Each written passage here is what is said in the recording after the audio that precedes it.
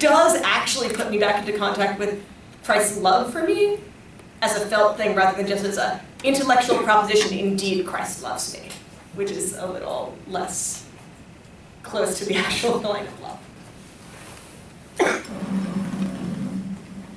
Rita.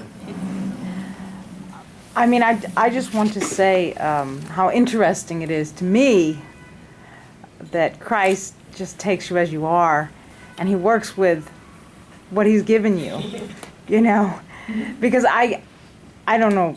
I mean, math is like my worst subject, you know. So when I'm listening to you speak, I'm thinking how different, you know, Christ comes to me in a way, but yet how the desire that we both have for him is so primary. It's central, you know.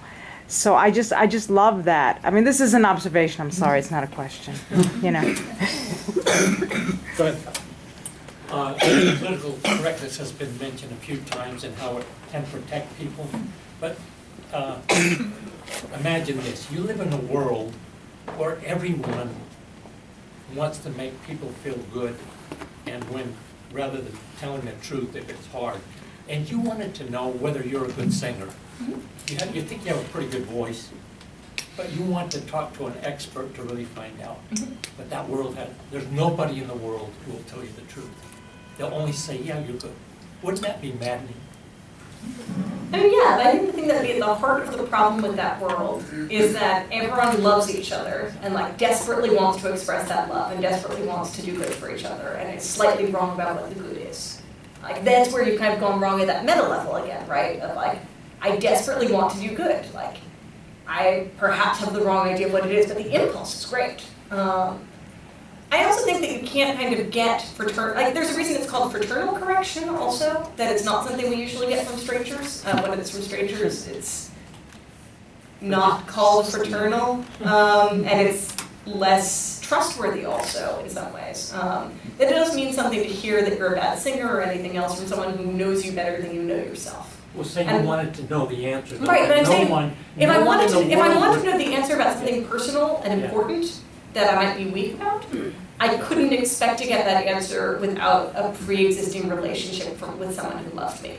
But we'll say the whole world, everyone in the world would only tell you that you're good because they thought it was the right thing. But you would wouldn't you kind of go mad? You'd say, I want to know from an expert whether I really have a good voice so I can proceed or not. And everybody just say, yeah, you're good. And what I'm saying is there are two difficulties. One is in finding the expert to tell me, and the other is in preparing myself to hear what the expert has to say. And both are easier along a pre-existing strong relationship. And political correctness is often about our relationship with strangers or acquaintances, and less about our relationship with people we already know and love and trust. So, you know, it'd be different if it's kind of operating, if people take it as, honestly, I think they mostly don't, to operate at like the very intimate scale of like a husband and wife, you know, saying like, let us like consult our list of words and speak to each other using our list of words, right? Because they know each other, they speak in running jokes at that point, right? Like they have a private language. But, you know, at the level of people we don't know well and people we have more trouble knowing how to love, that's when we default to kind of a lingua franca, you know, literally in this case of language, but like a shared language you can all trust is probably pretty okay. And then we have the problem of kind of how conservatively to draw the boundaries of what that public language is. But it's very different than what we need when we look to other people for intimate personal love and for fraternal correction, which mostly can only be shared along intimate personal love.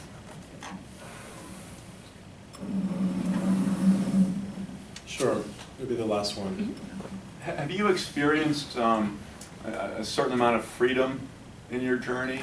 You didn't explicitly mention that word, but the idea of becoming more free than perhaps where you were before?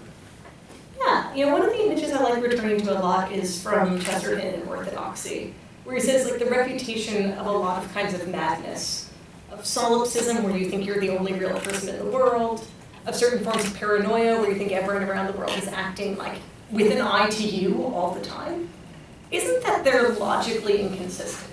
There's nothing that's intrinsically wrong logically with solipsism. You can't disprove it from the inside. But he says what's wrong with them is that they're small, and that you can invite someone into a larger world. You can't prove to someone that they're not the only person who exists. They go, like, well, that you are saying this from within my mind. You can't prove to them that everyone else isn't intimately interested in every detail of their life and shapes their life around it. Because even when you say, look, like that guy's not even looking at you, and they go, yes, he's like cleverly trying to deceive me into not being paranoid, right? Like none of this refutes it.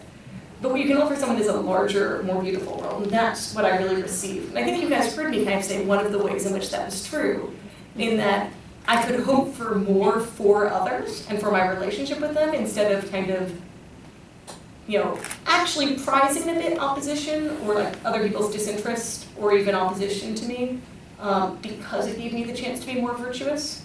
And instead I have kind of a larger world where other people's goodness and kindness doesn't deprive me of opportunities to be good. It gives me the chance to live a fuller relationship with them. And really, like the largest promise of all goes back to that idea of relation, and even to that idea of, what will I do in a world surrounded by strangers who won't tell me the truth? Then ultimately what we're promised in heaven, is to be fully united with God and with all the saints. That the relationship that we kind of get small glimpses of or have with a single person, in a smaller way, and with God in a fumbling way in this life, that will have the fullest love for everyone else, beyond what we can experience now, both because of our own fallenness, because of like the sheer numbers involved, the limitations of time and distance, and emotional maturity and grace. That whatever the most beautiful love you've experienced for another person is, that you'll have something that's larger than that, and you'll be able to offer and receive it to everyone. Thank you, Leah. There have been a lot